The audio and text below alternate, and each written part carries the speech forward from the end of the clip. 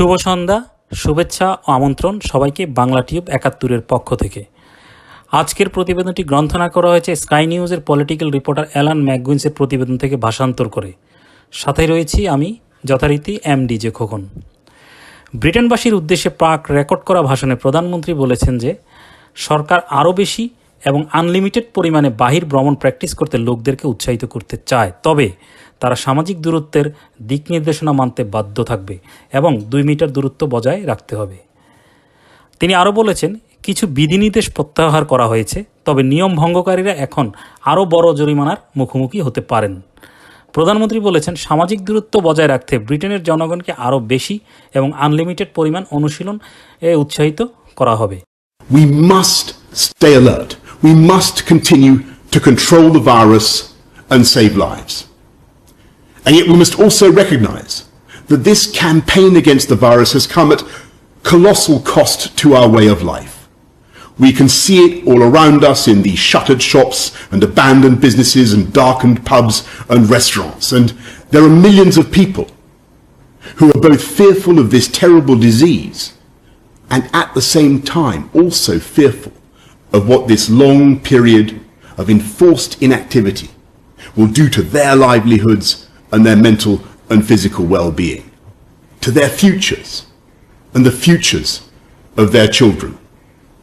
So I want to provide tonight for you the shape of a plan to address both fears, both to beat the virus and provide the first sketch of a roadmap for reopening society, a sense of the way ahead, and when and how and on what basis we will take the decisions to proceed.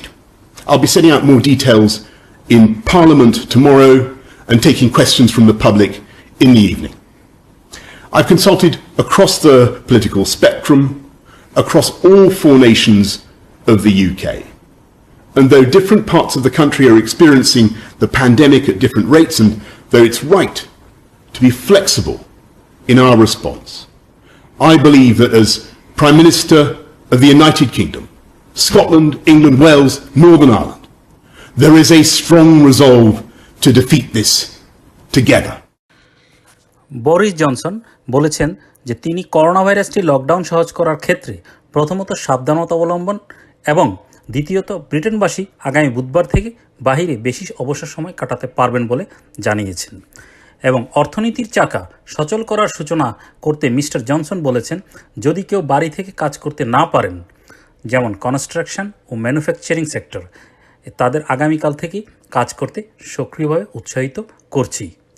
প্রধানমন্ত্রী দৃঢ়তার সহিত বলেছেন যে এখন পুরোপুরি lockdown শেষ করার সময় এখনও আসেনি, কিন্তু সরকার কিছু ব্যবস্থা সহজ করার জন্য কেবল প্রথম সাবধানতা অবলম্বন করে পদক্ষেপ নিচ্ছে। বুধবার থেকে সোশ্যাল ডিস্টেন্সগুলি কীভাবে পরিবর্তিত হবে তা ব্যাখ্যা করে তিনি যোগ করেছেন, আপনি আপনার স্থানীয় পার্কে রোদে গিয়ে বসতে পারবেন, অন্যান্য গন্তব্যে যেতে পারবেন, আপনি এমনকি খেলাধুলা করতেও পারবেন, তবে কেবল নিজের পরিবারের সদস্যদের সাথেই। তবে মিস্টার জনসন হুঁশিয়ারি দিয়েছিলেন যে যদি কেউ বা যারা সামাজিক দূরত্বের নিয়ম মানতে ব্যর্থ হবেন বা আইন ভঙ্গ করেন, তাদের জরিমানা পরিমাণ আরও বাড়ানো হবে। তিনি আরও বলেছেন যে এই সমস্ত পরিবর্তনের প্রভাব স্থানীয়, আঞ্চলিক এবং জাতীয় পর্যায় থেকে ঘনিষ্ঠভাবে পর্যবেক্ষণ করা হবে। আরও যোগ করেন, যদি সমস্যা হয় তবে আমরা ব্রেক চাপতে দ্বিধাবোধ করব না। জাতির উদ্দেশ্যে ভাষণ দেওয়ার সময় মিস্টার জনসন আরও যে বিষয়গুলির উপর জনগণের দৃষ্টি আকর্ষণ করেছেন তা হলো, প্রধানমন্ত্রী স্কুল খোলার ব্যাপারে বলেন, তিনি বিশ্বাস করেন যে শিশুরা ধীরে ধীরে 1 জুন থেকে প্রাথমিক বিদ্যালয়ে ফিরে আসতে পারবে। রিসেপশন ক্লাস ইয়ার 1 এবং ইয়ার 6 দিয়ে প্রথমেই শুরু করা হবে।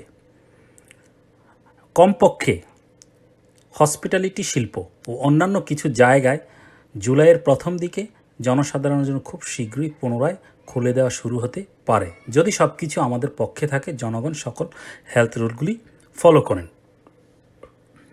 বিমানের মাধ্যমে আগত যাত্রীদের ইউকেতে আসার পর তাদেরকে 14 দিনের কোয়ারেন্টাইনে পাঠানো হবে। যুক্তরাজ্যের কোভিড-19 প্রজননের হার, যা আর নামেও পরিচিত, এটি 0.5 থেকে 0.9 এর মধ্যে থাকে, কিন্তু বাস্তবে এর নিচে অবস্থান করে। লকডাউন ব্যবস্থা এই দেশকে এমন এক বিপর্যয় থেকে আটকাতে বাধা দিয়েছিল যে যুক্তিসঙ্গতভাবে সবচেয়ে খারাপ পরিস্থিতির মধ্যে অর্ধ মিলিয়ন লোকের প্রাণহানি থেকে বাঁচাতে সহায়তা করেছে। নতুন 5 পর্যায়ের কোভিড সতর্কতা স্তর বিন্যাস করা হয়েছে, যেখানে এক অর্থ রোগটি আর নেই, 5 মানে সবচেয়ে গুরুতর অবস্থা, এবং 3 এর অর্থ হচ্ছে যুক্তরাজ্য বর্তমান অগ্রসর অবস্থানে রয়েছে। সেখানে যুক্তরাজ্য বর্তমানে 4 নম্বর অবস্থানে অবস্থান করছে। প্রধানমন্ত্রী জোর দিয়েছিলেন যে লকডাউন ব্যবস্থাগুলিতে আরও কোনো শিথিলকরণ শর্ত সাপেক্ষে এটি শর্ত সব কিছু নির্ভর করে ঘোষিত সিরিজ কর্মসূচির উপর। তিনি বলেছেন, আগামী 2 মাসের এই সময়কালে আমরা কেবল যে আশা নিয়ে বা অর্থনৈতিক প্রয়োজন দ্বারা পরিচালিত হব তা নয়, আমরা বিজ্ঞান, তথ্য এবং জনস্বাস্থ্যের দ্বারা পরিচালিত হব। যদিও প্রয়োজনে ব্রিটেনবাসী আগামীকাল থেকে তাদের কর্মস্থলে ফিরে আসতে পারে, প্রধানমন্ত্রী জোর দিয়েছেন যে তারা যাতায়াত করার সময় অবশ্যই সুরক্ষার বিষয়টি অগ্রাধিকার দিবে। তিনি আরও যোগ করেন, যদি সম্ভব হয় তবে আপনারা গণপরিবহন এড়িয়ে চলবেন, কারণ আমাদের অবশ্যই সামাজিক দূরত্ব বজায় রাখতে হবে এবং এটা মেনে চলতে হবে, এবং তাহলে সংক্রমণের ক্ষমতাও সীমাবদ্ধ থাকবে। সুতরাং আপনি যদি পারেন তবে বাড়ি থেকে কাজ করুন, আর আপনি যদি বাড়ি থেকে কাজ করতে না পারেন তবে আপনার কাজের প্রয়োজনে বাইরে যাবেন।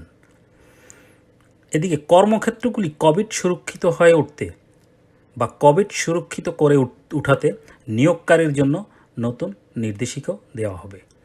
মিস্টার জনসন জনগণকে করোনা ভাইরাসের বিস্তার কমাতে এবং এনএইচএসের সুরক্ষার জন্য যে প্রচেষ্টা ও ব্যক্তিগত ত্যাগ স্বীকার করেছেন তার জন্য জনসাধারণকেও ধন্যবাদ জানিয়েছেন, কিন্তু সতর্ক করে দিয়েছেন দ্বিতীয়বারের মতো সংক্রমণ বৃদ্ধির সুযোগ দিয়ে সেই অর্জনকে দূরে ফেলে দেওয়া পাগলামি হবে। তার নতুন স্লোগানকে সম্মতি জানাতে গিয়ে তিনি যোগ করেছেন, আমাদের অবশ্যই সজাগ থাকতে হবে, আমাদের অবশ্যই ভাইরাসকে নিয়ন্ত্রণ করতে হবে এবং জীবন বাঁচাতে হবে। প্রধানমন্ত্রী পুনরুক্তি করে বলেছেন যে সংক্রমণের হারকে কম রাখা এবং স্বাভাবিকতার লক্ষণে ফিরে আসা সবই নির্ভর করে একীভূত প্রচেষ্টার উপর। মিস্টার জনসন বলেছেন, এই পরামর্শটি অনুসরণ করা, সামাজিক দূরত্ব অবলম্বন করা এবং বিষয়টিকে অব্যাহত রাখতে আমাদের এবং পুরো দেশের জনগণের উপর নির্ভর করবে। তিনি যে 5 স্তরের করোনা ভাইরাস সতর্কতা ব্যবস্থা উন্মোচন করেছেন, যা লকডাউনটিকে সহজ করতে শুরু করার সাথে সাথে সরকারের প্রতিক্রিয়া গাইড করতে সহায়তা করবে। এটি কোভিড-19 সংক্রমণের হারগুলিতে বৃদ্ধি শনাক্ত করবে এবং স্থানীয়ভাবে কীভাবে কঠোর লকডাউন ব্যবস্থা এবং সামাজিক দূরত্বের নিয়মগুলি হওয়া উচিত তা বিচার করবে। সুতরাং তিনি ব্রিটেনের জনগণকে যে ইঙ্গিত বলেছেন, আপনারা সতর্ক থাকুন, ভাইরাস নিয়ন্ত্রণ করুন, জীবন বাঁচান, যতটা সম্ভব বাড়িতে থাকবেন, বাইরে থাকাকালীন 2 মিটার দূরত্ব রেখে চলবেন এবং অন্যান্য ব্যক্তির সাথে যোগাযোগ সীমাবদ্ধ রাখবেন। তবে সরকারের নতুন স্লোগান, ঘরে বসে থাকুন, এনএইচএসকে রক্ষা করুন এবং জীবন বাঁচান, আর আগের মন্ত্রটি থেকে একটি পরিবর্তন কিন্তু কিছু অস্পষ্টতা ও বিভ্রান্তির কারণে সমালোচিত হয়েছেন। First of all, your reaction to what the Prime Minister had to say. Good evening. Well, I think what the country wanted tonight was real clarity and a sense of consensus, and I'm afraid we haven't got that. The basic message, stay alert, just isn't clear enough, and there are more questions than answers in the Prime Minister's statement. And we now have the prospect of England, Scotland and Wales with different messages and pulling in different directions. So that clarity isn't there and the consensus isn't there. Now, I appreciate there will be more detail tomorrow and there'll be further questions to be asked, but at the moment there's a gap between what we really needed tonight and what we got. But a couple of weeks ago you asked for a timetable to be laid out. Now you have that timetable, conditional though it is. No, I accept that. We did ask for it. And I said at the time it will be conditional. I don't criticise that. I well understand that the dates are provisional.